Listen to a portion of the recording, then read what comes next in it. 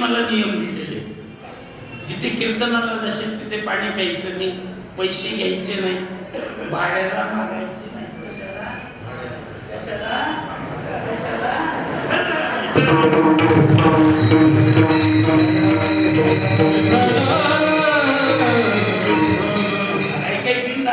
भाड्याला तर द्या.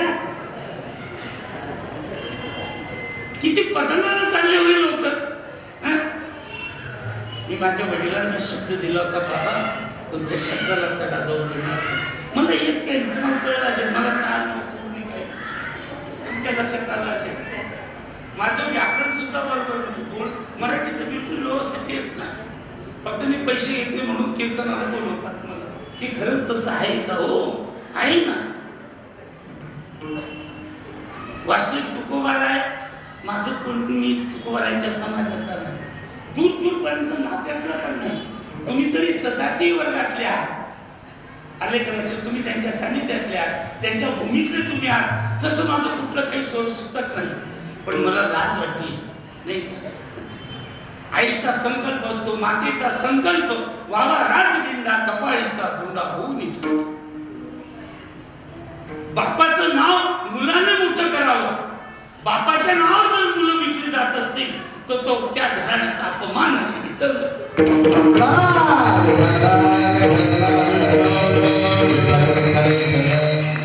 बापाच्या इष्टतेला काहीतरी वरती कळत बिल्लाच भर तरी चढव, मुठभर तरी चढवला पाहिजे. बापाची इज्जत वाढवता आली पाहिजे. त्याला म्हणतात खानदानी मुलगा. आमच्याकडच्या भाषेत सांगतो, त्यांच्या जीवनात गेलं पाहिजे तर कळतं. संत आपण आपल्या विचाराने तोलतो म्हणून आपल्याला संत कळले नाही. माझा एक अनुग्रहित आरिफ होता, रेंजर ऑफिसर, रिटायर झाला होता. आणि त्याची ते ठाण्याला काय ते जॉन्सन त्यांच्या बाजूला मेड्यांचा दवाखाना होता आणि ठाण्याला मेडिकल काय ते तिथं तो मेड्यांचा हॉस्पिटल होता. तो मेड्यांचा जो डीन होता तो त्याचा नातेवाईक होता. आमच्याकडे जर अशी पद्धत थोडीशी कुठे ओळख असली की तो एकदम फिशारगा मारतो. तसं कोणाला इकडे काही झटका आला आमच्या तिकडे खानदेशात की त्याने त्याला उचलावं आणि त्या दवाखान्यात ऍडमिट करून द्यावं. त्याचा जो नातेवाईक होता, जो डीन, तो पी कंटाळला होता की कोणाला घेऊनच येतो. बरं जवळचा नातेवाईक असल्यामुळे त्याला बोलता येत नव्हतं आणि म्हणून एक कोणाला तरी तिथे ऍडमिट केलेलं होतं. त्याने ऍडमिट केल्यानंतर तो त्यांचा त्या दवाखान्याचा नियम असा आहे की तो पेशंट चांगला झाला की त्याला पत्र पाठवतात की तुमचा पेशंट चांगला झाला त्याला घेऊन जा. त्याने गाडी काढली. माझी बदली त्यावेळेला जळगाव जिल्ह्यात चोपडा तालुक्याला होती. चोपडा तालुक्याला असताना तो संध्याकाळच्या वेळेला ते आला आणि म्हणलं अण्णा मुंबईला चालायचं का? म्हटलं काय काम आहे? म्हणजे वेड्यांच्या हॉस्पिटलला जायचं. मी म्हटलं याला असं वाटतं की मी पागल झालो काहीतरी. तो म्हणे तसं काही नाही, आमचा पेशंट तिथे ऍडमिट केलाय, त्याला घ्यायला जायचंय. मी म्हटलं आपल्याला फुकटाची मुंबई पाहायला भेटते तर का नको. म्हणून मी संध्याकाळी जसे दफ्तरमधून आलो तसंच त्याच्या गाडीत बसलो. जायचं नाही यायचं. रात्रभर गाडी चालली तेव्हा एवढे काही रस्ते व्यवस्थित नव्हते. रात्रभर गाडी चालली, गप्पा मारण्यात डोळे लाल झालेले होते, ही दाढी बी खुललेली होती, केस कसे तरी उडत होते, त्याने ते घामाने दबदबलेला चेहरा. आणि सकाळी आम्ही तिथे 7-7:30च्या दरम्यान त्या याला आम्ही चालले गेलो दवाखान्यामध्ये. ते वेड्यांच्या दवाखान्याचा एक नियम आहे, सकाळी 7ला सगळे जेवढे वेडे तेवढे वेडे असे पटांगणामध्ये बसवतात. जसे तसे झटके तसे बसवतात. तुमच्यावर तुम्हाला असं वाटलं नाही नाही मला 2 तास थांबायचंय तुमच्यामध्ये आणि एकदम ती गाडी पॅक करून ठेवली. जरी मी पळून जायचा प्रयत्न केला तरी माझी गाडी जाता येणार नाही. त्याच्यामुळे तुम्हाला मी म्हणणार नाही, असलेल्या लोकांना कधी वेड्याला चला चल दे विनोद सोडा तो आपला. मला काय सांगायचं ते नीट ऐकायचं. आणि ते बसवले होते, त्यांची प्रार्थना होती सकाळी, त्यांची व्यवस्था चालू होती. आणि तेवढ्याच या आरिफोने ती गाडी लावून दिली आणि एरवी मी या ड्रेसवर राहतच नाही. आम्ही जेव्हा आलो तेव्हा दादांनी आम्हाला विचारलं, म्हणजे महाराज नाही आला का? इथे तुमच्यामध्ये महाराज कोणी दिसत नाही. त्यांना असं वाटलं होतं महाराज म्हणजे एकदम आयता खाऊन लाल टमाटासाठी असा गोल करत आम्हाला घरचं लग्न नाही, आमचं जेवढं आवडतं नाही का. आणि ती लुंगी लावलेली होती, मी तो जुना सदरा घातलेला. आणि महाराज कुठे? मी म्हणलं महाराज आलेच नाही. काय नागाई लोक असतात ती मला बोलवलं. मी म्हटलं का तुम्ही त्यांची सेवा आला नाही तर मग तो नागाई नाही तर काय म्हटलं. मग म्हटलं मीच आहे. हा असू द्या म्हणे. मग असं चालायचंच असतं. मी उतरलो तसं ते पॅन्ट शर्ट ते विखुरलेलं ते सगळं चेहरा घामाटलेला. आणि त्या साहेबाने तो जो डीन होता त्याने माझ्याकडे बघितलं आणि एकदम रप आला. आणि त्या आरोपला म्हटलं, काय रे तुला काही वाटतं का नाही? तुझा एक वेळा दुरुस्त करत नाही तोपर्यंत दुसरा घेऊन जा. तो म्हणायला लागला, कोण? या पागलला का घेऊन आला? तू म्हणाले ते पागल नाही, ते माझे गुरु आहे. त्या डीनला असं वाटलं की याला गुरु बनण्याचा झटका आलेला दिसतो. अलीकडे खूप झटके आलेले.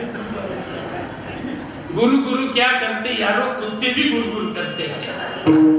आलं का लक्षात? कुत्रे सुद्धा गुरगुर करतात. गुरु व्हायचा झटका बऱ्याच जणांना अलीकडे बरं का. कारण मिळतं सगळं. चेले चपाटे केल्यामध्ये बरं असतं. वृक्ष देते छाया आणि बुवा देते उद्या राणा जेवढं व्हायचं तेवढं होऊ दे नाही का. अरे काय सांगा तुम्हाला, केवढी अराजकता चालू आहे. तो म्हणले ते कसं नाही, थांब. ते क्लास 1 अधिकारी फार मोठे अधिकारी आहेत, माझे गुरु आहेत. ते लगेच फोटो वगैरे काढला त्याने हरिपाठ ते डायरी वगैरे त्याला ते फोटो दाखवले. माझे असे नजरेबाज फोटो कुठे असे तुम्ही असं हे महाराज का. मग तो पाया पडला. मी म्हटलं भाऊ असू दे. गावच्या लोकांसारखा दिसतो तो, आधी लाभ मारून मग पाया पडतो. म्हणजे खरं मी बोलतो ते पडतंय. म्हणले असू दे. म्हणजे चला महाराज. आणि त्या व्यासपीठावरती गेलो, तिथे सर्व बसवलेले होते. खुर्ची आणली ताबडतोब. त्या टेबलवरती काहीतरी एखादी चादर वगैरे टाकली, ग्लास वगैरे ठेवून अगरबत्ती फुलं लगेच त्यांनी तयारी केली. एक हार पण मागवला. मी बसलो आणि मग ते सगळ्यांना उभं केलं, हात जोडले. हे मालिक तेरे बंदे हम, ऐसे कैसे हमारे करम. अजाना मी तुझी लेकरे, तू सर्वांचा पिता. अजान आम्ही तुझी लेकरे, तू सर्वांचा पिता. तुझने माने नमितो गातो तुझ्या गुणांच्या कथा. चंद्र सूर्य हे तुझीच देवा, तुझी गुरे वास रे. तुझीच सेते सागर डोंगर फळे फुले पाखरे. अनेक नावे तुला तुझी रे, दाही दिशांना घर. अनेक नावे तुला तुझी रे, दाही दिशा घर. करसी देवा सारखीच तू माया सर्वांवर. अजान आम्ही तुझी लेकरे, तू सर्वांचा पिता. सुंदर कविता झाली. आणि त्यांना बसवण्यात आलं. खाली बसा म्हटले. बसले आणि मला म्हटले, महाराज आज या वेड्यानं काहीतरी 2 शब्द सांगा. मी म्हटलं भाऊ मी कीर्तन करतो, प्रवचन करतो, कुठे काही भाषण जायचं असेल तर जातो. कधी कधी शाळेमध्ये व्याख्यान असतं तिथं जावं लागतं. कॉलेजच्या मुलांना काहीतरी मार्गदर्शन करायचं असतं ते करावं लागतं. पण सर्व फिरलो, पण वेड्यांच्या पुढे काय सांगावं ही माझी पहिलीच वेळ आहे. असं करा तुम्ही ते काही तसं नाही म्हणजे महाराज माझी विनंती आहे.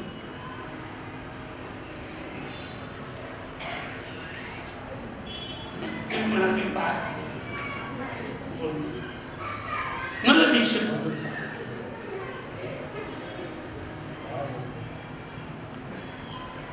काय सांगत तुम्ही.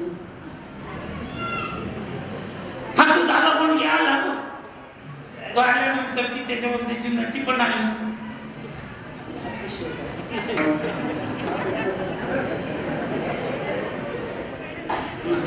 बोलू नका, उरलं विषय दिसत. तुम्ही म्हणाल तसं करू नको, दादा गाडी मी निघून जाऊ असं वाटतं का तुम्हाला? मग मला माझे नियम कळले. त्यानं मला पेन ड्रॉप सायलेन्स सांगते, मला बोल. हा मी विचारलं तर तुम्ही बोला. मी म्हटलं काही चुकत असेल तर मग मला सांगा.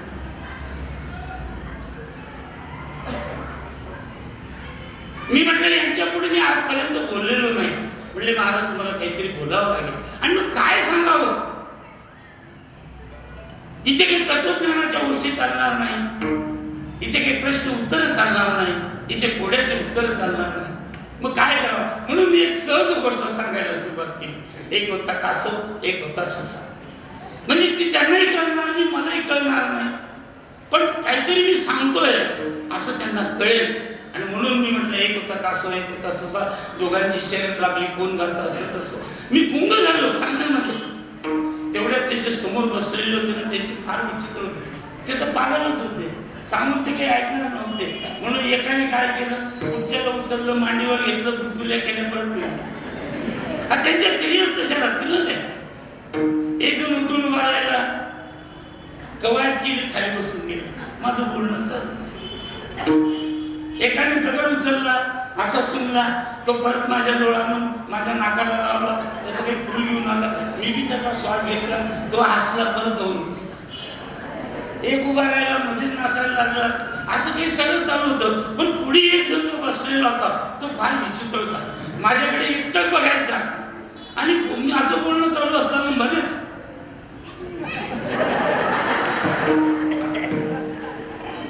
आणि माझं लक्ष त्याच्याकडे गेलं. मला असं वाटलं हा हुशार आहे, हा जो मध्ये ज्या क्रिया करतो आहे हा हुशार आहे, याला माझं जे बोलणं पटतं त्यावेळेला तो असा करायचा. आणि जे पटलं नाही का तो मध्येच काहीतरी म्हणजे याला काही पटतंय, काही खटकत आहे. माझं सगळं बोलणं झालं. तिथे कॉफी आणली मला प्यायला. मी हातात ग्लासच घेतला, तोपर्यंत त्या वेळांना त्यांच्या रूममध्ये नेण्यात आलं. नेताना तो जो होता माझ्या पुढे क्रिया करणारा, असं कधी नाराज व्हायचा, कधी खुश व्हायचा, तो उठला, माझ्याकडे बघून त्या टीनच्या कानामध्ये काहीतरी बोलला. तो संशयावनी थोर आणि नाही पाप होर. संशय सगळ्यात ते विनाशाची वागणूक वगैरे वगैरे हे सगळं माझ्याकडे बघतोय आणि ते टीनच्या कानामध्ये काहीतरी सांगतोय. म्हटलं मगाशी हा जो क्रिया करत होता तर हा त्यांना सांगत असेल हे महाराजांचं चुकलंय काहीतरी. आणि म्हणून ते सगळं गेल्यानंतर मी त्या टीनला म्हटलं काय म्हणत होता तुम्हाला तो माझ्याबद्दल? म्हणले हे बघा महाराज, माझ्याकडनं आधीच एकतर चुकी झाली, मी तुम्हाला ओळखलं नाही. जाऊ दे, ते वेडे, ते वेड्यांच्या नादी कशाला लागतात, तुमचा वेळ कशाला बाहेर घालवतात. जाऊ द्या, काय बोलला नाही तो वेळा. नाही तो माझ्याकडे बघून हात करून तुमच्या कानात काहीतरी बोलला. ते जर सांगितलं तरच मी कॉफी पिली, तर पिणार. तो म्हणले महाराज हट्ट नका करू, अहो तो वेडा आहे, त्या वेड्याच्या नादी लागू नका. मी म्हटलं नाही झालं. म्हणे मग तुम्ही आता ऐकतच नाही. तर तो असं म्हणतो आहे आम्हाला सर्वांना कोणतात आणि याला मोकळं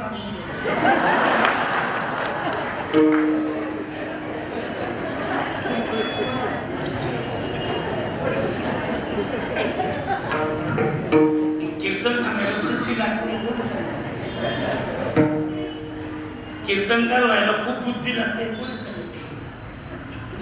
लोकांना कसं लुटता एवढं सुख पाहिजे ना. चला पूरी आदते छोड़ दो बस हो गया भजन. चोरी करना छोड़ दो, बेकारी करना छोड़ दो, निंदा नालस्ती करना छोड़ दो, बस हो गया भजन. राम नाम जपना पराया मान जपना. काय म्हणाला तो? आम्हाला कोणता आणि याला काढून मोकळं सोडतात. हा विषय जाऊ दे म्हणतात. आपल्याला याच्या मर्माकडे जायला पाहिजे. मुळातच तो वेडा आहे. तो त्याच्या मनाने, त्याच्या विचाराने दुनिया बघतोय, म्हणून तो प्रत्येकाला वेडा समजतो. आपण संतांना आपल्या विचाराने तोडतोय, म्हणून आपली फसगत होते.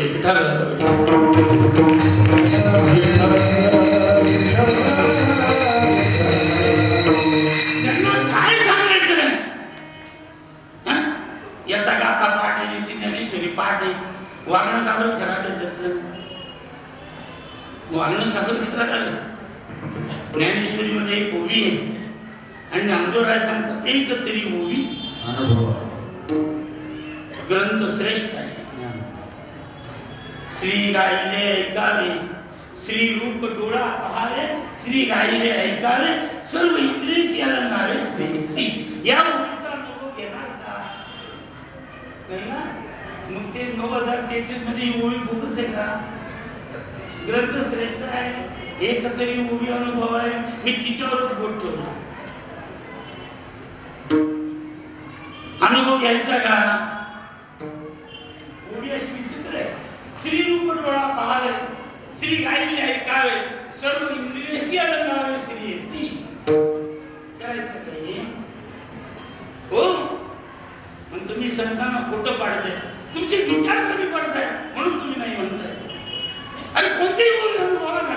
नामा म्हणे ग्रंथ श्रेष्ठ ज्ञान देवी, एक तरी ओवी. तुमच्या आईला बघताना, आईला कवटाळताना, आईला बिलकताना कोणती पाप असते? परवियानारी अम्मा रुक्माई समान. परश्री आमची आईच आहे हे संतांचं वाक्य आहे. हे आपल्या अंतःकरणात रुजवलं. प्रत्येक स्त्री माझी आई आहे, बहीण आहे. तिच्याकडे बघताना पाप असणार राहणार आहे का? मग ओवीचा अनुभव घ्यायला काय वाईट आहे? विठ्ठल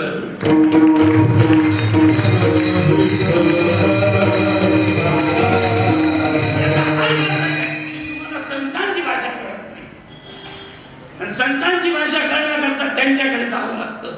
त्यांच्या जीवनामध्ये संसाराची कशी नाद केली हा अनुभव घ्यायचा आहे. मुलं उपाशी आईला तोडत आहे तरी बाहेर कोण नाही लक्षात ठेवा. आलं का लक्षात? तुम्ही त्यांच्या भूमिकेत जा. 24 तास तुम्ही अन्न खाऊ नका, रामकृष्णारी म्हणा, तेव्हा तुम्हाला तुकोबा कळतील. 48 तास सतत चालत राहा. आणि ज्या ठिकाणी हिंसक स्वापद होती, आजचा एवढा उघडे डोंगर नव्हते, घनदाट अरण्याने भरलेले डोंगर हिंसक स्वापदामध्ये जाऊन त्यांची वृत्ती बदलवण्याची ताकद त्यांच्यामध्ये होती. तुम्ही जाऊन करा ना. तुकाराम महाराज काय सांगते? 1 लाख द्या सांगते, काय सांगते? हा जो अभंग आहे, तुकोबांना विचारलं एक तर तुकोबा घेण्याच्या विरुद्धात आहे. जळो जिने लाजिरवाणे भिक्षा पात्र अवलंबणे, जळो जिने लाजिरवाणे ऐशी याती नारायण उपेक्षिते सर्वथा. माणसाने मरेपर्यंत असा हात असावा. हे अशा विकार चोटांसाठी ते म्हणतात की जळो जिने लाजिरवाणे. हे असं जीवन नाही करायचं. आम्ही त्याची लेकरं आहोत. भगवान परमात्मा कोणत्याही जीवाला उपाशी झोपत नाही, भरल्या पोटाने झोपवतो आणि उपाशी पोटाने उठवतो. ज्याला हातपाय नाही त्याला सुद्धा कोणीतरी हॉटेल मालक भजी उरलेला वडापाव त्याच्या पुढे आणून टाकतो रात्री, तो खातो आणि मग झोपतो. आजपर्यंत देवाने उपाशी पोटी कोणत्याच जीवाला झोपवलं नाही.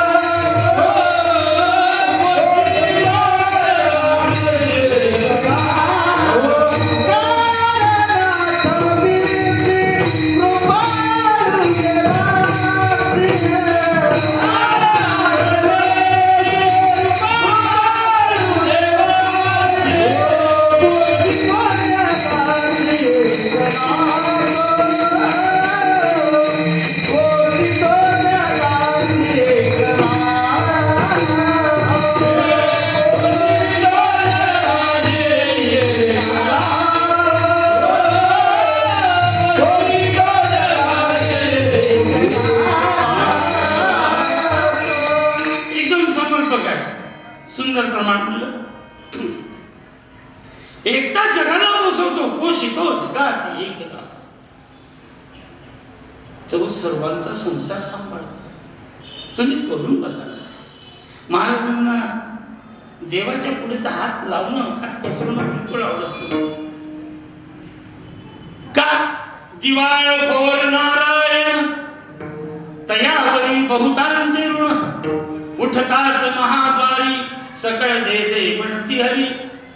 त्या भगवंतावर साऱ्या दुनियेचं ऋण आहे. आपण सकाळी जावं महाद्वारामध्ये मागणाऱ्यांची रांग आहे. त्या दिवाळखोर भगवंताच्या पुढे मी काय मागावं? दुसरा आहे खर्च आहे. तिसरा एक सिद्धांत आहे, केसी तेवा देसी ऐसा ससी उदार. काय पाहू देवा तुझ्या कृपणाचे, तुझा नियम आहे, तू घेतो तेव्हा देतो, मी काय देऊ? अरे हे माझं काहीच नाही. धन कुबेराचे शरीर काळाचे, धन कुबेराचे येथे मानवाचे नाही का? आपलं काहीच नाहीये, पण ठेका ते एवढा मोठा असतो आपल्याकडे विचार. बिलकुल डुरुक डुरुक करून चालतो, डुकर तरी सडवून जातात, पण हे नाही सडणार नाही का? आहे का? बाबांच्या घराण्याची रीत होती, वडिलांची रीत. काही मागले हे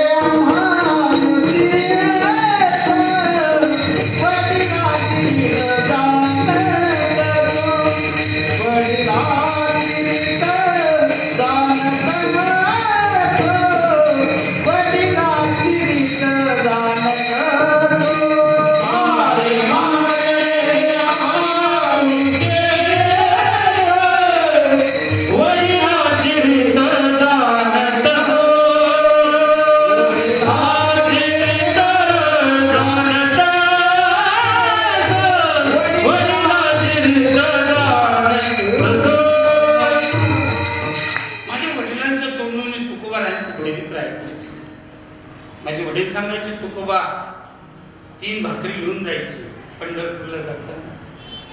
तिसरी भाकर संपली की पंढरपूर यायचं. इतका कडक नियम. म्हणजे बरोबर भाकरी संपली की पंढरपूर आलं पाहिजे. म्हणजे पंढरपूर तुकोबांच्या भाकरीच्या त्या वेळेवरती होतो बघा. खंडोबाला असं वाटलं की हे जेजुरीहून जातात हे महात्मे, आणि साधं माझ्याकडे बघत नाही. जेजुरीच्या खंडोबांनी मायावी पंढरपूर तयार केलं. तुकोबांनी पाहिलं पंढरपूर आलं, पहिल्यांदा आपली शिदोरी बघितली, भाकरी शिल्लक आहे, म्हणजे हे Pandharpur. Something is better than nothing नाही का?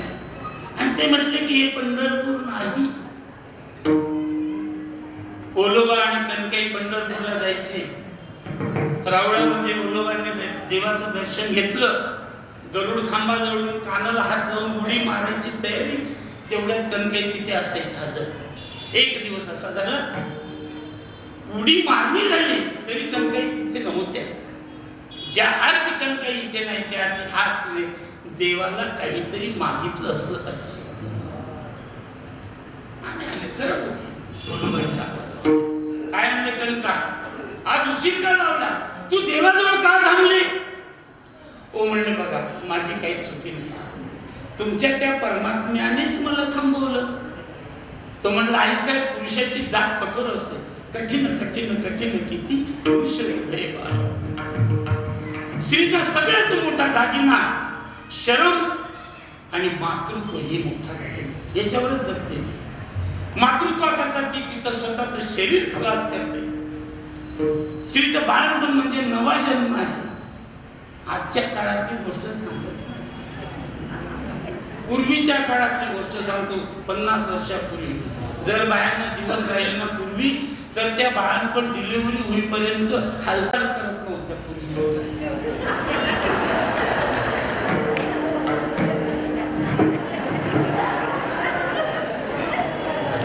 पूर्वीच्या आताच्या मुली अंगण झाडतील, त्या गटावरती बसतील नाही का? मी तर असं आहे की तुमच्या पुणे जिल्ह्यातल्या सर्व आताच्या सुनांनी मिक्सर फेकून टाकलं, पाट्यावरती मसाला टाकला.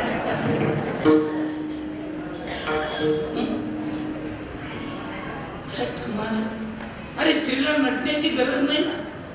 तुम्हाला देवाने इतकं सुंदर बनवलेलं आहे. लक्ष्मीचं रूप आहात तुम्ही, सौंदर्याची खाण आहात. काय समजलं तुम्ही?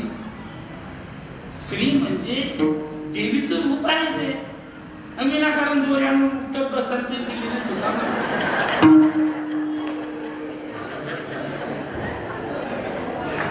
पूर्वी माणूस जर संतापला तर बाईचा पुचडा धरून देऊ का तुला 2 खाना मागे असं म्हणायचं. आता काय म्हणाल, तुझी बुच्ची पकडून मारू. एवढे शेट्या राहून गेल्या.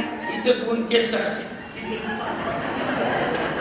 काय एवढं चांगला चेहरा माझी आई होती.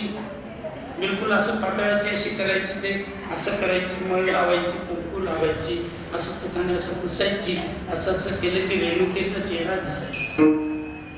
माझी केस एवढी मोठी. आमच्या पहिले नवीन फॅशन कोणतं पिक्चर पाहते काय माहिती टक्कल करून घेतलेलं. बरं ते ऐकत नाही माझ्या घरात. जी गाय दूध देत नाही तिला तुम्ही भेट टाकता. मग मी जर पैसे दिले नाही ते मला जीव लावतील. मी त्यांचे पैसे सुद्धा चोरून कीर्तनाला जातो. मग ते मला गोड बोलतील का सांगा बरं. आणि ते ऐकत नाही बरं का. ते म्हण आहे ना कोणत्या तरी बोवाला जग बॅन घरची बायको कोणता बोल तरी बोवाला काय म्हणले जग घाबरत नाही का. मातृत्व हा तिचा दागिना आहे. थोडस दुखलं चाललं बिलकुल. बाळाच्या गळ्यामध्ये आतड्याची आडी आहे, शी केलेली आहे, नाक बंद आहे, बाळ मरून जाईल, पाणी कमी झालेलं आणि तो त्याचा धंदा आहे पैसे कमवण्याचा. थोडी कळत काढ. मन आमच्याकडे पोट फाटेने मया सुटे. पोट फाटल्याशिवाय मया येत नाही. शिजर करायचं, बाळ काढायचं, पंचांग नाव कुंड्याला काढलेल्या काढून घ्यायच्या, त्या बाळाकडे बघायचं आणि तोंडातच जन्मता बाटली देऊन द्यायची. मरेपर्यंत ती सवय काढून टाकली. बाहेर कधीच येणार नाही का. येईल त्याला आता मम्मी. अरे काय पागल करते बाळाला करतो मम्मी आता येईल तुझी. काय कुठे चाललात तुम्ही. मातृत्व हा दागिना आहे. म्हणले देवाने सांगितलं की आई साहेब माणसाला जाऊ द्या पण तुम्ही तरी मागा ना.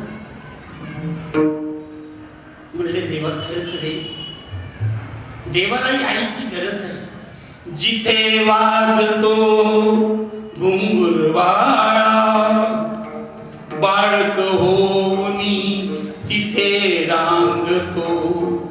माय बाप तो सर्व जगाचा आईसाठी जगात येतो. हात जोडून देव बोलतो शरण तुला ये जननी सारी भगवंताची करणी. त्यालाही आईच्या मायेसाठी यायचं होतं. म्हणजे तुमच्या त्या देवाने मला अडवलं. जा परत आणि त्याला सांग पुत्र देई असा हुंडा ज्याचा तुम्ही डोकी झेंडा. पुढे त्यांच्या वंशजांनी काय केलं आपल्याला त्याच्याशी गेलं.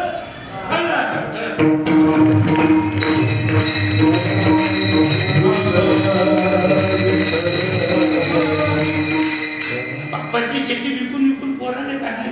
त्याला मरदून टिपलं काय म्हणतात त्याला. त्यापेक्षा निपुत्री राहिलेलं बरं.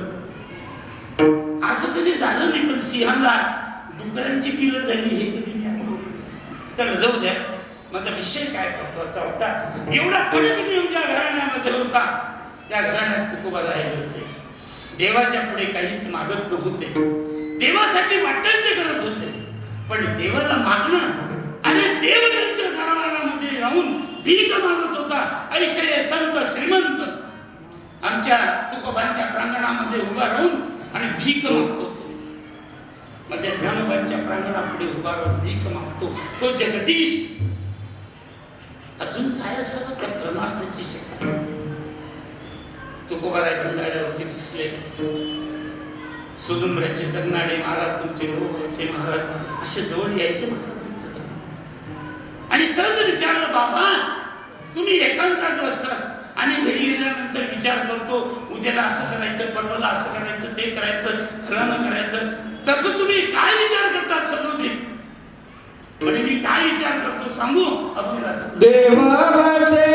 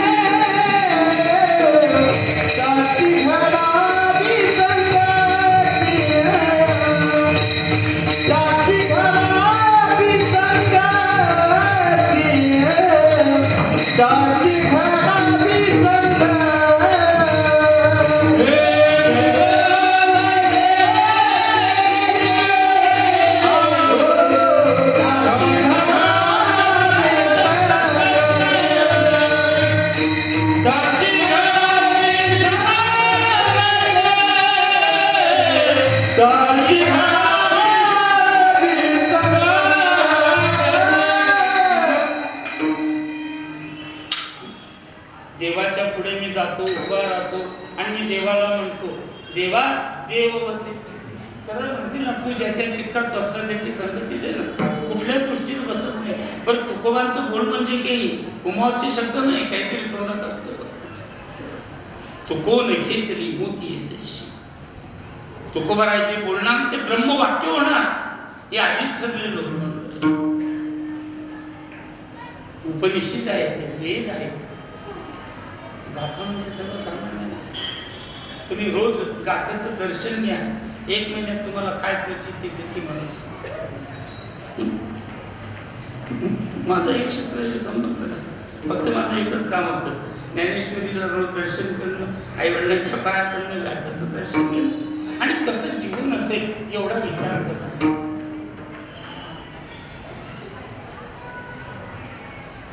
जीवनाचं रसायन म्हणजे गाथा. ब्रह्मांडाचा खरा आत्मा म्हणजे गाथा. या विश्वाचं केंद्र म्हणजे गाथा. वर्तुळचा परिघ किती बिघडला तर अनंत परिघ तयार करतात, पण केंद्रबिंदू जर बिघडला तर त्याला परिघ वर्तुळ तयार करता येत नाही. विश्वाचं केंद्र बिंदू म्हणजे चांगलं बारकाईने घाई करू नका.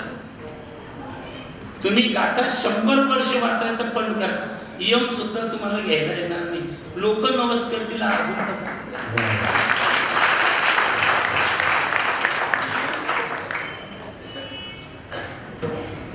पण बघा, त्या निमित्ताने का असे ना, माझ्या तुकोबारांचे विचार मांडीवर घ्या. त्याला थूक नका, आत्मसात करा, त्याला थूक लावायचं नाही. आणि शास्त्र नयनाने गाथा बघायचे, अंतकरणपूर्वक बघायचे. दुःखातूनच असेल देव ज्याच्या चित्तामध्ये बसले राहणार असतो त्याची मला संगत घडावी असा विचार मी कायम करत असतो.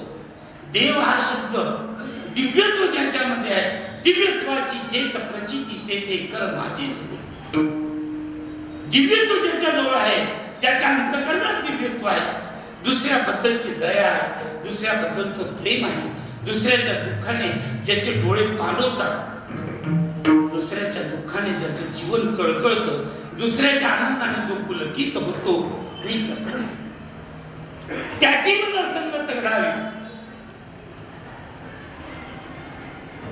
संगत घडणं म्हटलेलं आहे. संगती घडत नाही असं नाही. तेवढा एक विषय झाला आमचा. गुरुबा काकांच्या मंदिरामध्ये कीर्तन चालू होतं. तिथे महाराज म्हणले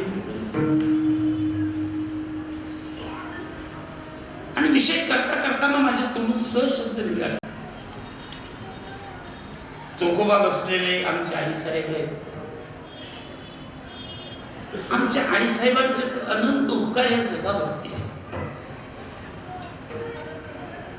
ज्यांच्या जीवावर आम्ही पूर्णाची पोळी खातो गावरानी तूप टाकून, त्यांना मंडळी या समाजाने त्यांच्या अपेक्षाने पूर्ण करू दिल्या.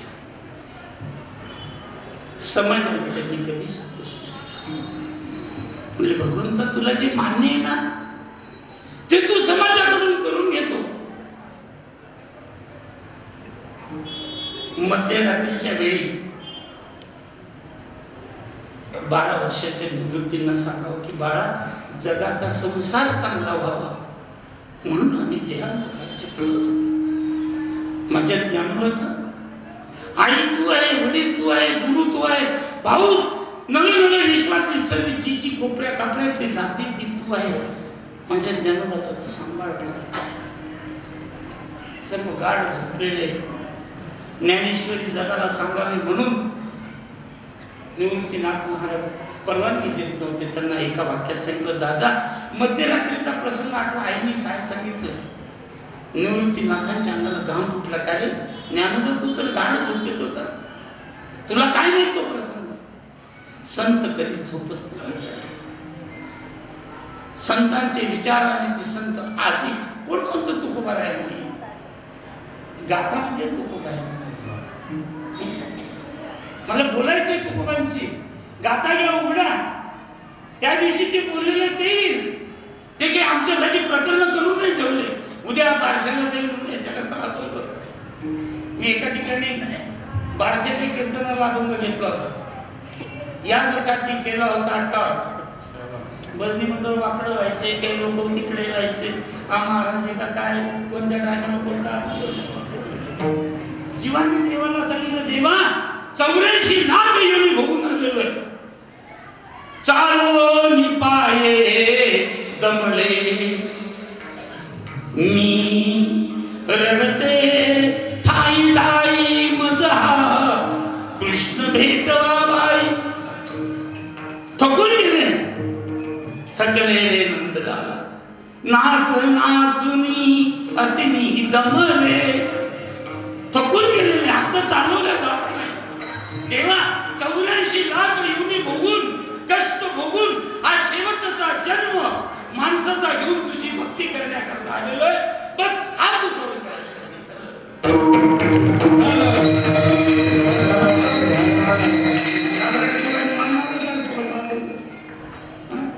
12 घरचे कुटके म्हणून खाणाऱ्याला बुद्धी कुठली होईल?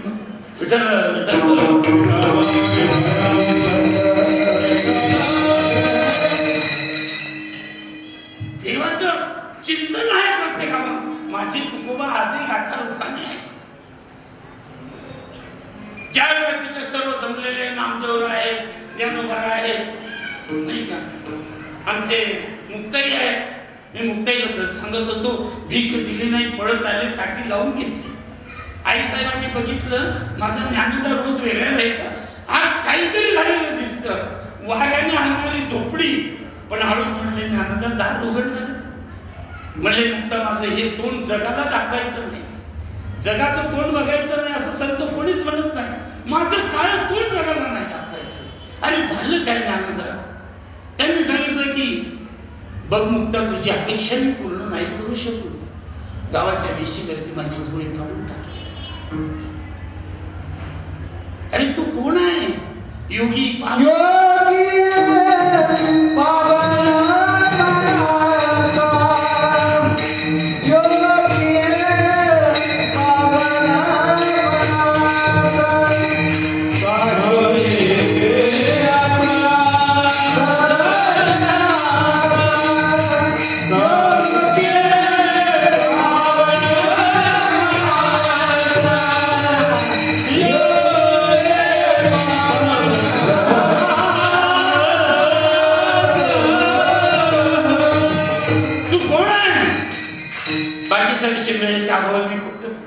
आला विषय म्हणून सांगतो.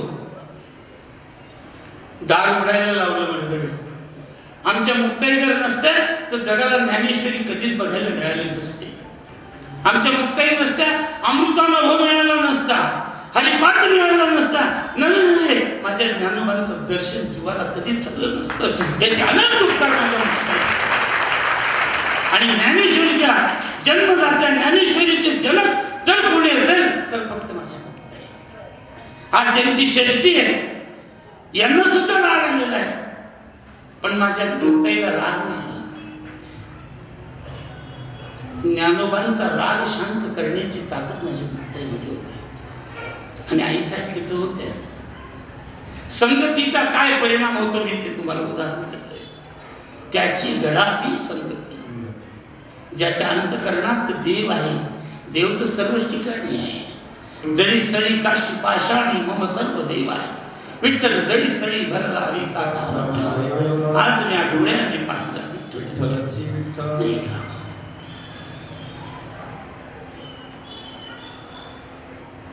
म्हणले इथे खरा संत कोण आहे बघण्याकरता यांची परीक्षा काय घ्यावी म्हणून तिकडे लाकडाची ती काय थापट पडलेली होती.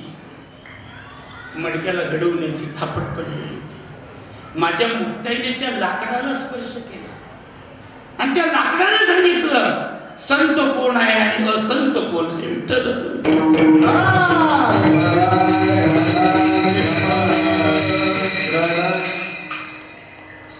ज्यांना कुत्र्याला गती आणि मानवाला प्रगती होऊ शकत सहन होत नाही, या उक्तीने या न्यायाने वागणारे जीवनाचा सार, विश्वाचा आत्मा, विश्वाचं सूत्र इंद्रायणीच्या तीरामध्ये बुडवून दिलं. म्हणजे 13 दिवस अन्न नाही, पाणी नाही, काहीच नाही. ज्या दगडावरती बसले मंडळी त्या दगडाला दुनिया नतमस्तक होते. संतांचा नुसता स्पर्श झाला. तुम्ही बसून पाय एखाद्या दगडावर काय होते ते लोक म्हणतील हा दगड बोंबून नाही, याला फेकून द्या, हा वापरू नका. ज्या दगडावरती 13 दिवस बघले त्या दगडाला देव पण देऊन टाकलं संतांनी. ज्या भिंतीवरती बसले मंडळीची भिंत वंदनीय झाली. त्या भिंतीला नतमस्तक होतात लोक. ज्ञानी असो अज्ञानी असो कोणी असो जीव नतमस्तक होतो. काय केलं संतांनी? तिच्यातला जीव उठला, फक्त स्पर्श केला, त्याची घडावी संगती. चालविली जड भिंती हरले चाकया देवांची. चालविली जड भिंती हरले चाकया देवांची. चालविली जड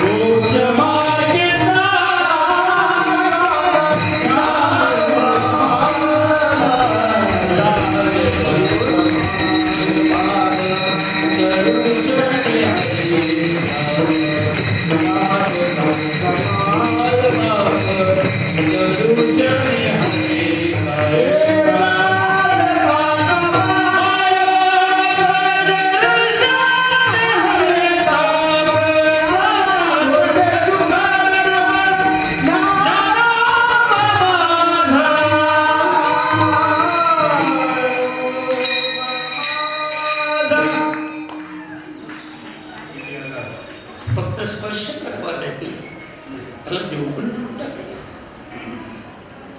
मेलेला आहे, दर्शन घेतल्यावर म्हटले अखंड सौभाग्य होती. खाली काय म्हणलेच ना, म्हणजे सच्चिदानंद सच्च सुखात्मकम ब्रह्माचा कधीच नाश होत नाही. आणि तू मेला म्हणते उतरावा खाली.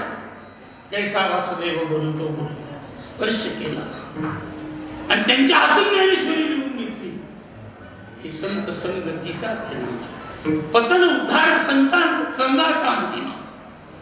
तुम्हाला पतनाला जायचं का तुमचं जीवन उद्धारून घ्यायचंय? संगतीचा परिणाम. सध्या लोकांना मोठापणा दाखवायची फार फॅशन चालते. एकदम फॅशन आहे. मी काहीतरी असं दाखवावं लागतं. असं एखादं जर बाता मारलं ना त्याच्या घरच्या मंडळीला गुपचूप बोलून घ्यायचं. त्याचं काय पंचर होतं म्हणजे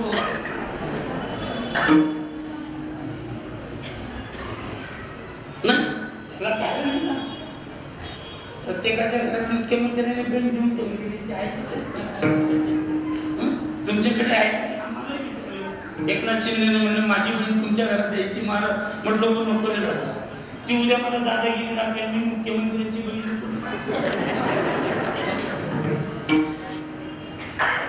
काय काळ आला. किती विचित्र प्रकार झाला.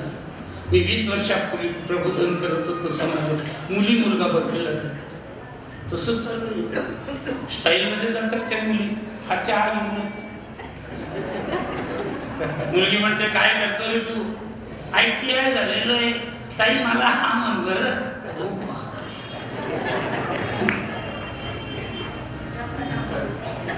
मुलगी आई वडिलांचं नाक असतं. अजून एक तुम्हाला इथं महिला मंडळाला मी एक प्रश्न विचारतो. मनापासून उत्तर द्यायचं. हा प्रत्येक मुलीला आई आवडत नाही. किती वय म्हणतो जर तुमच्या घरात आई आणि वडील राष्ट्रपती पदासाठी जर उभे राहिले तर तुम्ही मत कोणाला देणार?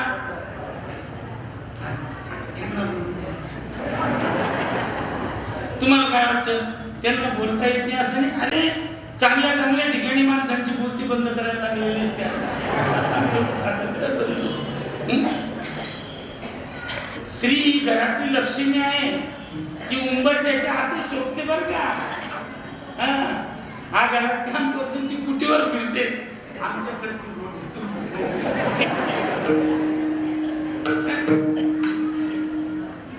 कशाला येतील चांगले दिवस? राष्ट्रसंत तुकडोजी सांगतात कधी येशील मन मोहना. फक्त टाळ द्या मला. तुम्ही टाळ वाजवायचं तर वाजवायचं का? भिंत पडून जाईल बरं का. तू उद्याचा महाराज आहे. तुला बळण्याची गरज आहे. कधी येशील मन मोहना. कधी येशील मन मोहना. पाहण्या भारत आपुला. पाहण्या भारत आपुला. पाहण्या भारत आपुला. भारता ग्रहण लागले अति गुलाम जनदाहले. हे देवा या देशाला ग्रहण लागलेलं आहे. हे लोक गुलाम होत चाललेले आहे. हरामची खायची वृत्ती यांची बळकावलेली आहे. ये तुझी बासरीचा आवाज इथे येऊ दे. तू कड्याची आस कर पुरी. हा माझा भारत पूर्वीचा मला भारत बघायचा आहे. गुलाम वृत्तीचा भारत नकोय. ऐकम भारत नकोय. आरामचं खाणारा भारत नकोय. कष्टाच्या स्वकष्टाच्या ह्याच्यावरती जगणारा रक्त तयार करून इतरांनाही माझे सानिध्य सांगतात त्याप्रमाणे परार्था प्रेम ही द्यावे जगाला. प्रेम अर्पावे खरा तो एकची धर्म. ही सगळी वृत्ती हे आमच्या संतांमध्ये आहे. आणि म्हणून संत संगतीचे काय सांगू आपण पारखे आपल्या मताने आपण जर त्यांची पार करत असू तर एकदम गलत आहे. त्यांच्या पावलावर पाऊल घेऊन जाण्याचा प्रयत्न करा. पण त्यांची वाट पुसून नवीन वाट तयार करू नका.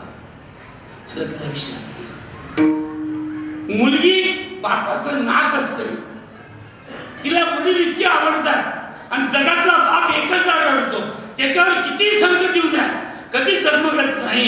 पण मुलगी ज्या वेळेला सासरी जाते ना तर तो जे रडतो ते फक्त त्याला कळतं. एका कोपऱ्यात जाऊन तोंड खुपसून धाय धाय बाप रडतो. मुली करतात मुलगी ही बापाचं नाक असते आणि तिचा जर पाय घसरला तर तिच्या बापाचं नाक कापलं जातं. विठ्ठल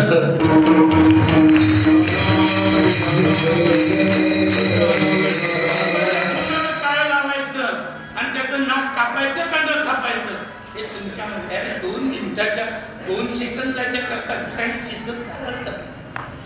कुठे चालले हे प्रकार. रिचार्ज मारायला एक मित्र, पेट्रोल भरायला एक मित्र, फॅशन करायला एक मित्र, वडापाव खायला एक मित्र, मित्रच मित्र. प्रत्येकाचा निष्कार. मला 1 दिवसाचा जर पंतप्रधान केलं ना मी 2च गोष्टी करेन. या सगळ्या योजना बंद करून टाकेल आणि मोबाईलचे टावर पडून देईन. माझ्या घरात 2 ग्रॅज्युएट सुना आहे. वस्तुस्थिती सांगतो मी तुकोबारायांच्या समोर. ग्रॅज्युएट सुना आहेत माझ्या घरात. माझे दोघेही मुलं ऑफिसर आहेत. माझ्या सुनांजवळ मोबाईल नाही आहे. 15 ते 20 दिवसातून जर बोलायचं असेल तर फक्त ते मला म्हणतात की अण्णा आईशी वडिलांशी बोलायचंय आणि फक्त म्हणतात त्या आई वडिलांना मी खूप सुखी आहे, माझी काळजी करू नका आणि फोन कट होतो. ही वस्तुस्थिती आहे. मला स्वाभिमान आहे. मी माझी स्वतःची बढाई सांगण्यासाठी आलो नाही किंवा तुम्ही ऐकण्याकरता आले नाही, पण मला असं वाटतं माझ्या एवढा सुखी आणि आनंदी सोन्याच्या चमच्याने रोज जेवण करणारा माणूस मी, इतका आनंदी माणूस आहे. मला कुठल्याही प्रकारचं दुःख नाही. माझी एवढ्या नातूंपासून आम्ही 12 लोक एकत्र जेवायला बसतो आणि मी जर नाही जेवलो तर ती एवढंसं पोरगं सुद्धा लाज करत नाही. ही वस्तुस्थिती. कधी या चोरून या, माहिती पाठवा, CID पाठवा. याच्यात जर खोटं निघालं तर तुमच्या लोहगावच्या चौकात मला फाशी द्यावी. ठरवलं.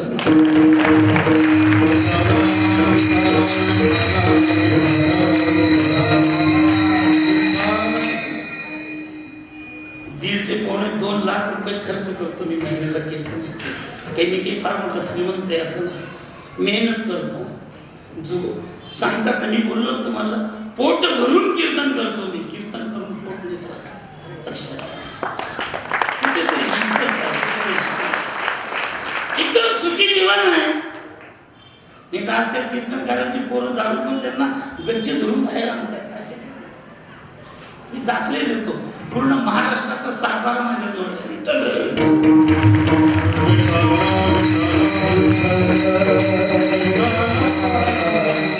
हा विषय जाऊ द्या तिकडे. मोठाही की दाखवायची सोय. मुलींना तेवढी एकच माझी नम्र विनंती, वडील जे सांगतील ते ऐका. लक्षात. पाणीपुरी खाऊन अशा मांड्या खाजत कुठे बी जाऊ नका. भलतच विचित्र प्रकारे झालं. काय सांगत तर काहीच मुली एकदम मर्दान आहे. कुठे बी त्या नोकरी. एक सांगू का तुम्हाला, चप्पल सोन्याची जरी असली तरी तिला गळ्यात बांधत नाही. चप्पल सोन्याची असली तरी तिला गळ्यात बांधत नाही. आणि मंगळसूत्र अल्युमिनियमचं असतं म्हणून त्याच्या पायात आणत नाही. त्याच्या मर्यादा या ठेवलेल्या. ज्ञानोबा सांगतात मर्यादेत जो जीवन जगतो तो सुखी असतो. लक्षात ठेवा. समुद्रे रेखान ओलांडावी पर्वते संगीत. ही मर्यादा आहे. आपल्याला ही मर्यादा आहे. लक्ष्मी उंबरट्याच्या आत शोभते आणि कोणाच्या लग्नात जर ती म्हणेल ना हे जमेल तुम्हाला. रामकृष्ण हरी जमणार आणि मग त्या स्टाईल मध्ये अरे अरे नको. आणि मग मोठ्यावर म्हणतो बरं तुझी वहिनी कशी नाते बांगड्या भरतो. बाई रस्त्यावर ती आमच्याकडे तमाशातलीच नाचते. विठ्ठल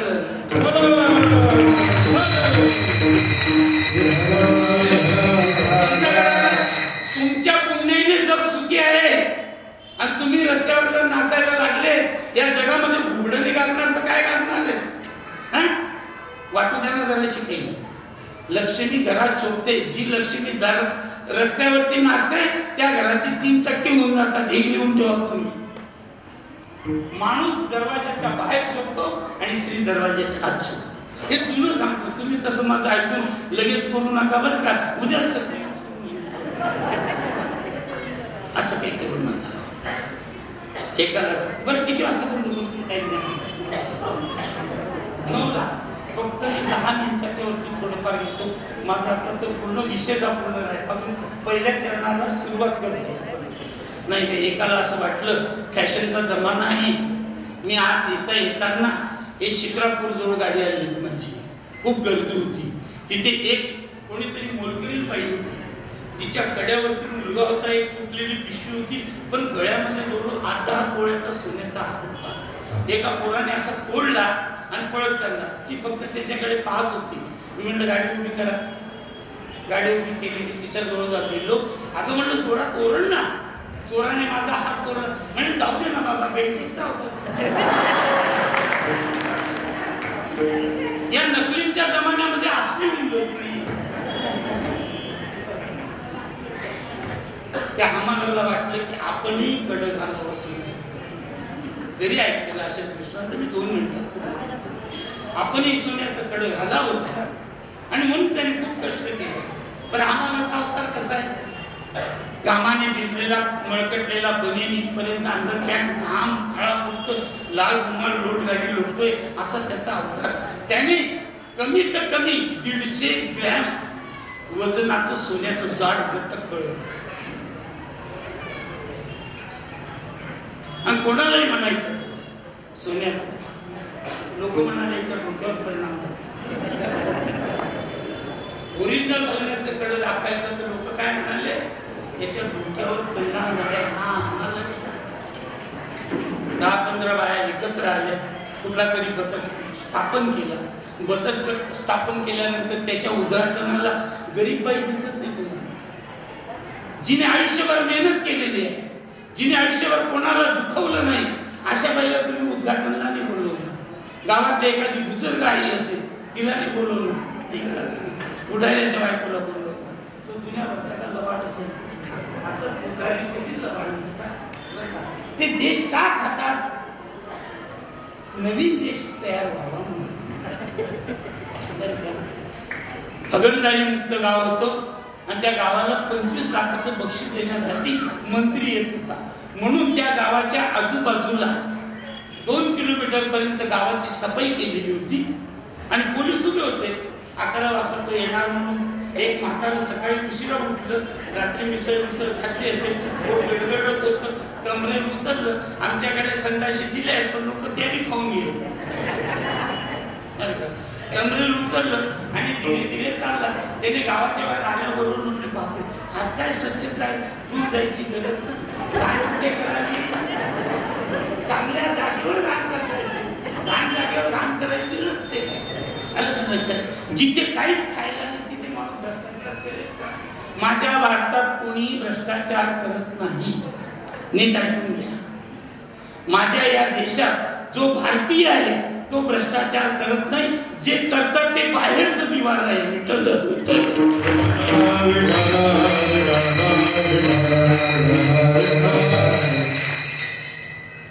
एकदम मंत्र्याच्या बाईला आमंत्रण दिलं. मग ते काय लवकर येणार आहे का. 1 कोटीच्या गाडीमध्ये बाई बसलेली. 12चा टाइम दिला. 2 वाजून गेला. तिच्या घरी पिना लावून चालत होती.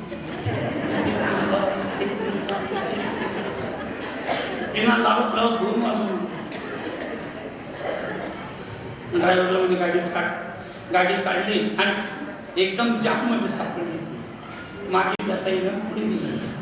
आणि त्या आरशामध्ये एवढा मोठा चेहरा एवढासा रुमाल अशी करताना एसी गाडीमध्ये तिला राग कठीण आहे लोकांचं. आणि तिने पाहिलं की गळ्यात काहीच नाही. मंगळसूत्र टिकली नसली तर चालते पण गळ्यात एवढ्या महिन्याचा तो हार पाहिजे. नवरा सुद्धा आहे का नाही आहे हे समजू द्यायचं नाही. मध्ये मध्येच वेगवेगळे मंगळसूत्र येतात. असं वाटतं या बाईचा नवराला बदलत नाही. पूर्वीचा काळ मोठा कठीण होता. मी जुन्या काळात वावरलेला माणूस. ते म्हटले अरे मी सिंगापूरहून आणलेला हार घरी राहिला. 25 कोटीचा हार होता तो. तिच्या कोणत्या भूमीवरून जातो. लोकांच्या रक्ताने जमवलेला पैसा. म्हणे बाईसाहेब गाडी मागे मी जाणार नाही आता. आणि आधी 2 वाजून गेले. बाया शिव्या देत असते, तोंडावर गोड बोलतील लोक, पण मागे खूप बेकार बोलतात. मला अनुभव आला तुमचा. विनोद तसं काही कोणी बोललं नाही, मी मुद्दामून गंमत केली. आणि म्हणे बाई साहेब, अरे पण मग गळ्यात हार.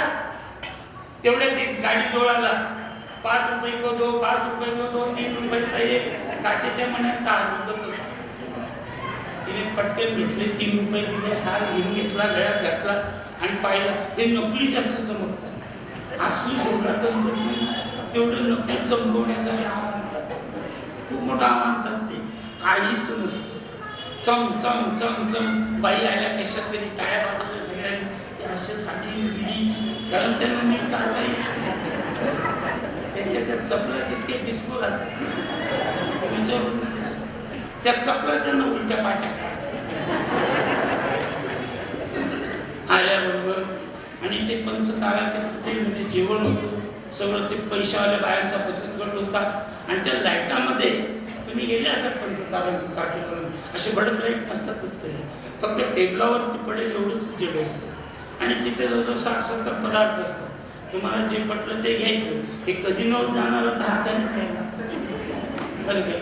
आणि तो त्या लाईटामध्ये, डीम लाईटामध्ये तो हात चम चम चम चम. बाया काही चूक नाही बस, त्यांचं चालूच राहतं.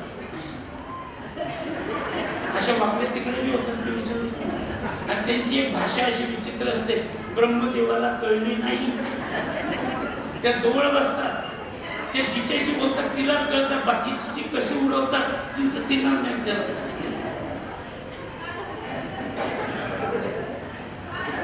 झालं तिचं त्या काय म्हणतात बिचाऱ्या मावल्या त्यांना माहिती. बँक ऍक्टिंग नाही करत ना, वस्तुस्थिती सांगून. आणि मग त्या म्हणले खागं हिच्या गळ्यामध्ये हार बंदूक किती सुंदर आहे, कितीच असेल बरं. मला वाटतं बाई कमीत कमी 70-80 लाखाचा तरी असेल. हार कितीच आहे ते. म्हणे पागल झाली का? अगं ती साडी घेते तर 5 लाखाच्या खालची साडी घेते, याच्या वरची घेते. मला वाटतं बाई या 2-3 कोटीचा हार असेल. हार कितीचा आहे हे बरं ध्यानात राहू. आता म्हणले काय म्हणते 3 कोटी. मागच्या वेळेला ती जाऊन आली होती ना, याच्यापेक्षा बारीक हार होता. तो 40 कोटीचा होता. मला वाटतं की या 70-80 कोटीचा असतो हार. विषय जाऊ द्यात, आपल्याला काही लांबायचा नाही. मोठ्याची बायको 3 पसाड्याचा हार घातलाय. लोक त्याची किंमत 80 कोटीपर्यंत करतात. आणि ते आम्हाला नाही, असली सोनं धारण केले. लोक काय म्हणतात त्याला, कोणाच्या संगतीमध्ये मान मिळतो. संत संगतीचे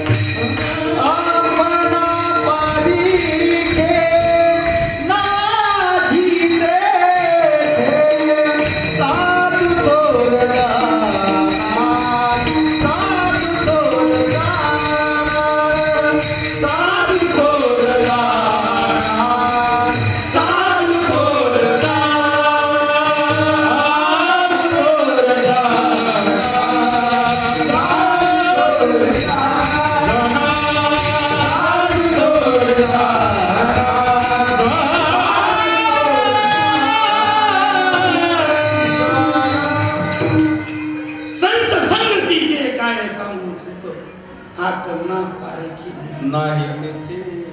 एका वाक्यात सांगतो तुम्हाला. वर्ष 2-2 वर्ष दादासाहेब पाणी भरतात माझ्या घरी, मला किव येत नाही. माझं हे मुलाचं रक्त कुठे आटवावं याची मला जाणीव असते, कुठेही नाही. हे फार मुलाने घडवलेलं रक्त आहे. हिरा हा सोन्याच्या अंगठीतच मळवला तर शोध लक्षात ठेवा. पण इथे का आलो? या भूमीला तुकोबांचं सानिध्य लाभलेलं आहे, म्हणून तुमच्या चरणाची धूळचं दर्शन घ्या. संत संगतीचे कार्यक्रम आपण पालखे विठोबार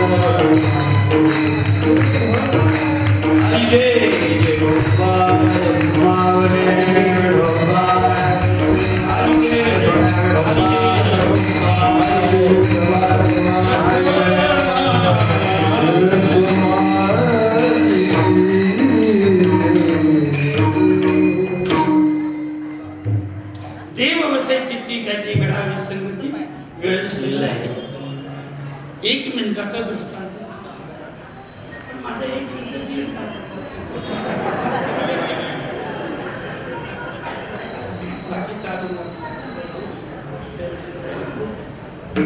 पाचशे किलोमीटर जाऊन सकाळी 8:30ला मोठं वितरण सोहळा आहे. महाराष्ट्र शासनाचं कीर्तन प्रशिक्षण माझ्याकडे आलेलं आहे आणि ते कीर्तन प्रशिक्षणाचे विद्यार्थी बाहेर जाऊन पूर्ण महाराष्ट्रातून बोलवावे लागतात.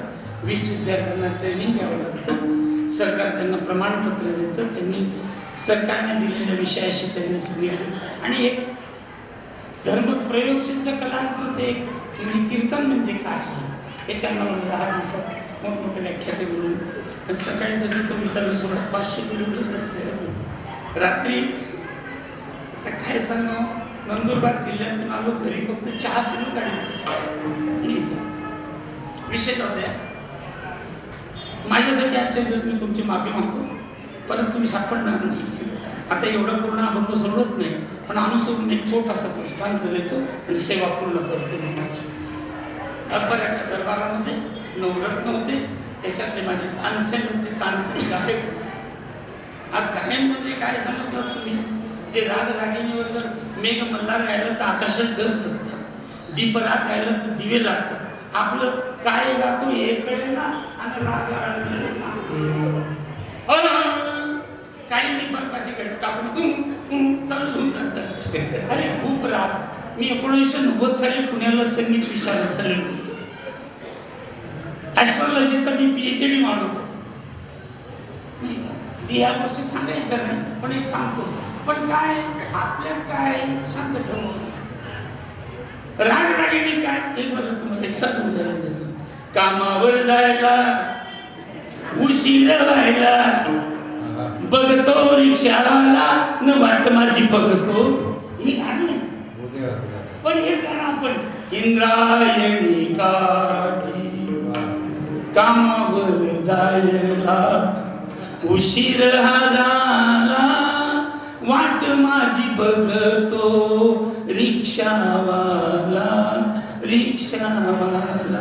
त्याच्याबद्दल बी आपल्याला आदर वाटतं आणि जाणाऱ्याबद्दल बी सुंदर गायनामध्ये बरंच काही आहे. मांड राग आहे, भूप राग आहे. भूप राग जर कधी तुम्ही कुठेही म्हटलं तर मन प्रसन्न होतं. पहाडी रागाने तर मनुष्य मरगळलेला मनुष्य उठून बसतो. हे रागाचे प्रकार आहे. माझे तानसेन रागाचे प्रवीण होते. बराने एक सांगितलं, अरे तुझे गुरु कोण आहे? तो म्हणे माझे गुरु एवढं काही साधे समजू नका, फार खतरनाक आहे आणि मला त्यांची भेट घडव. त्यांची भेट घ्यायची ना, चला यमुनेच्या काठी. यमुनेच्या काठी हरिहर महाराजांची झोपडी होती. संगतीचा परिणाम सांगतोय तुम्हाला. हरिहर महाराजांची झोपडी होती. झोपडीचं दार बंद होतं. गुरुला विनाकारण नाही का, आजकाल शिष्य सांगतात गुरुला असं वाग असं बोल कसं जा नाही का, जाऊ दे तो विषय. आणि याने काय केलं, तानसेने तंबुरा घेतला, झोपडीच्या अंतराच्या बाहेर चुकीचा राग म्हणायला सुरुवात केली.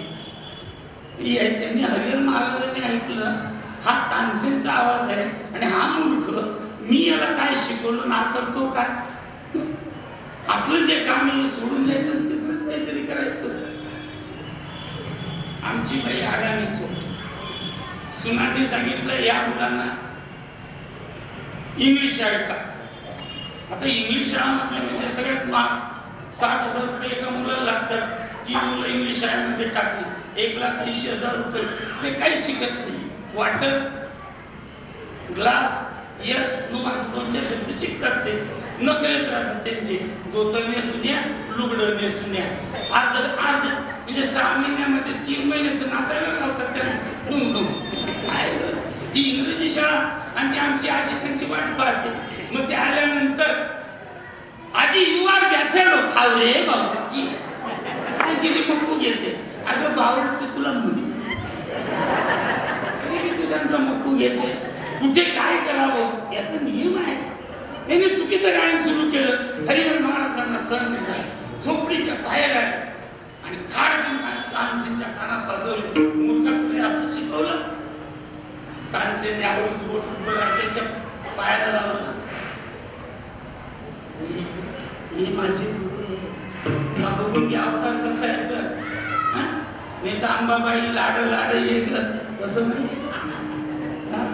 बघून घे.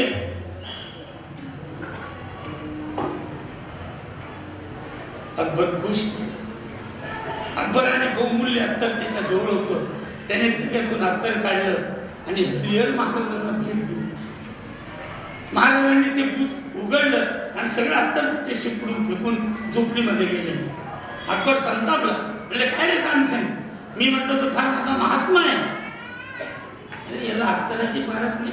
जगातलं बहुमूल्य अत्तर फक्त राजांजवळ असतं आणि ते फक्त पूर्ण भारतात माझ्याजवळ आहे. आणि मी यांना गेले सांगून टाकलं. यांना कदर नाही, यांना किंमत नाही, ओळखता येत नाही. मला वाटलं तो खूप मोठा महात्मा आहे.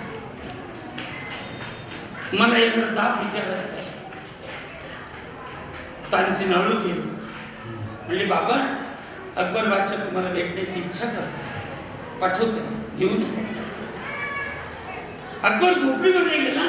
झोपडीमध्ये सुंदर मनोहर अशी कृष्णाची देवदार चरणी बाजू तोडलेली अशी सुंदर मूर्ती होती. आणि त्या मूर्तीला पितांबर नेसवलेला होता. आणि बाहेर जे अत्तर फेकलं ना, त्या अत्तराचा वास त्या पितांबरातून येत होता. अकबर भांबावला. आपण फार गलती केली.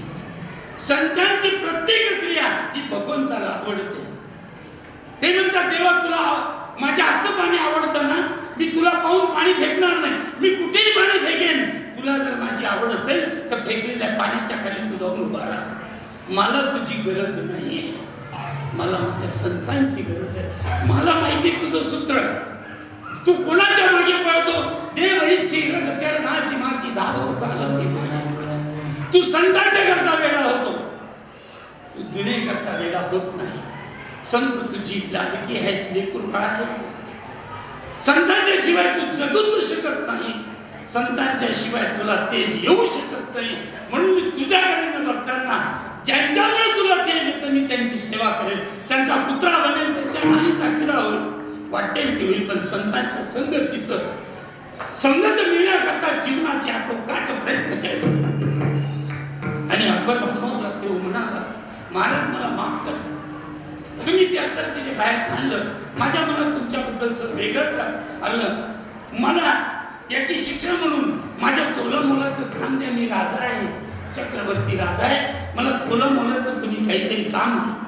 हरिहर बादशाह हरिहर महाराज असले म्हणजे बघा अकबर, यमुनेला जो घाट बांधलेला आहे पूर्व काळापासून त्याचं एक कोपरा तुटलेला आहे, बस तेवढा रिपेअर करून जा. पण तू स्वतः जा, स्वतः घाट बघ, नाही तर तू एखाद्या नोकराला पाठवशील, तो घाट बघून येईल, घाट बांधेल. तू आधी तुटलेला घाट बघ स्वतः आणि मग तो तू रिपेअर करून दे. काही नाही, एक दोनच दगड तुटलेले. अकबर पुन्हा चिड झाला. अकबर म्हणत चिड आली, म्हटलं काय मागायचं, अरे मी राजा आहे ना, तोला मोलाची कामं द्या म्हटलो. यमुनेचा घाट तुटलेला आहे आणि त्याची दगड बसवायची. कष्टी मनाने अकबर उठलेला आहे, यमुनेच्या घाटाकडे गेला. अकबर दुसऱ्या क्षणाला पडत आला, पुन्हा हरिहर महाराजांचे पाय धरले. बाबा मला माफ कर, माझं जेवढं ऐश्वर आहे, माझं जेवढं राज्य आहे, एवढं विकलं तरी त्या घाटाचा एक दगड मी विकत घेऊन बसू शकत नाही. मौल्यवान तो घाट आहे, हिरे माणसाच्या घाटाला लागलेली आहे आणि हा घाट मी पूर्ण करू शकत नाही. हरिहर महाराजांनी अकबरच्या पाठीवरती थाप मारली. हे अकबर, तो आजच्या काळातला घाट पाहिला नाही, हा घाट कृष्ण काळातला बांधलेला घाट आहे. कृष्ण काळामध्ये हिरे जवाहीर यांनी बनवलेल्या दगडांनी तो घाट बांधलेला आहे आणि तुला तो कृष्ण काळाचा घाट बघायला मिळाला. तानसेन मनात विचार करतो, तू हा विदर्भी राजा आहे, आपल्या धर्माचा नाही. हा विदर्भी राजा संतांच्या निमिष मात्र जवळ आला. अकबराला कृष्ण काळाचा घाट दिसू शकतो, तर आपल्याला का नाही? आपण मी ज्यांच्या सानिध्याने, ज्यांच्या स्मरणाने मी तीनपाट माणूस म्हणून तुम्ही आज ऐकण्यासाठी एवढं तुम्ही माझं सर करून घेतला. हे पुण्याच्या संगतीने ज्ञानेश्वर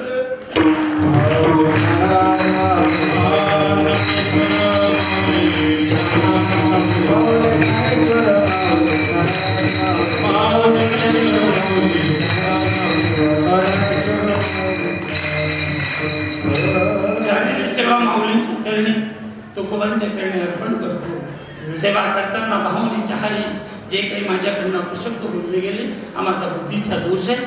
जे योग्य आहे ते त्यांच्या थोर मायबापांचं आहे. त्यांच्या समोर नाही का माझं पामर आहे काय थोर, पण बाईची मान बाई एवढं काही माझं थोर पण नाही. मी बोलविता धनी वेगळाची तेच माझी धनी. हा बस मी जर जिवंत असेल तर ही फक्त संत कृपा आणि आई वडिलांचे आशीर्वाद. अपशब्दाबद्दल क्षमा मागतो आणि माझ्या सेवेला मी पूर्ण करतो. तुका म्हणे जिने, तुका म्हणे जिने, तुका म्हणे जिने, तुका म्हणे जिने, तुका म्हणे जिने, तुका म्हणे जिने.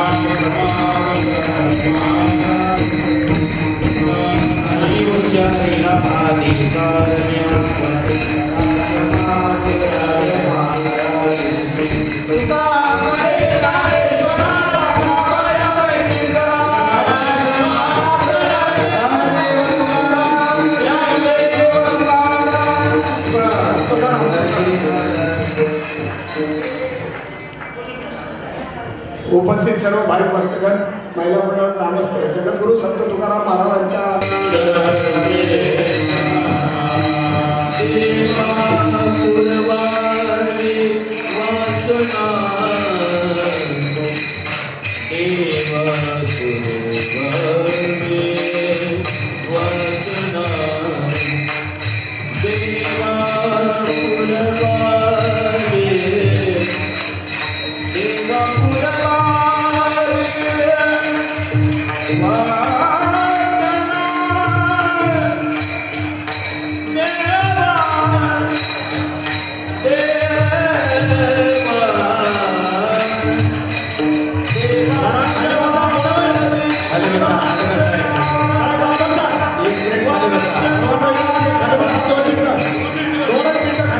खाली बसा 2 मिनिटासाठी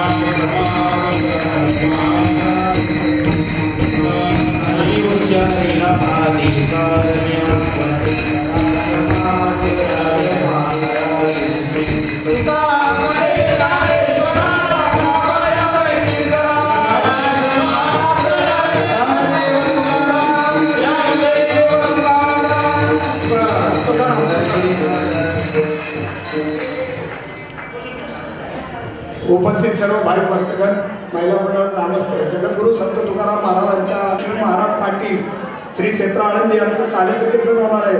सर्वांनी कीर्तनासाठी उपस्थित राहायचं आहे आणि सेवेचा लाभ घ्यायचा आहे. या ठिकाणी महाराज आले आणि निस्वार्थ सेवा केलेली आहे. कुठल्याही प्रकारचं पाकिट, मानधन किंवा चहा पाणी हा विषय न घेता महाराजांनी निस्वार्थ सेवा केलेली आहे. मला एक महिन्यापूर्वी त्यांनी विनंती केली की मला महाराजांच्या कर्मभूमीमध्ये सेवा पाहिजे आणि तुम्ही मला ती सेवा देऊ शकता का अशी विनंती केली आणि मी त्यांना लगेच होकार दिला आणि महाराजांनी या ठिकाणी येऊन त्यांच्या वेळेनुसार या ठिकाणी येऊन त्यांनी सेवा केलेली आहे. मी म्हटलं महाराज तुम्ही इतक्या लांब नाही येणार, कसे काय येणार? ते म्हटलं मी कसाही येईल, कोणत्याही प्रकारे त्या ठिकाणी वेळेत येऊन सेवा या ठिकाणी महाराजांच्या चरणी समर्पित करेल. कोणी इकडे येण्याचा प्रयत्न करू नका. महाराजांच्या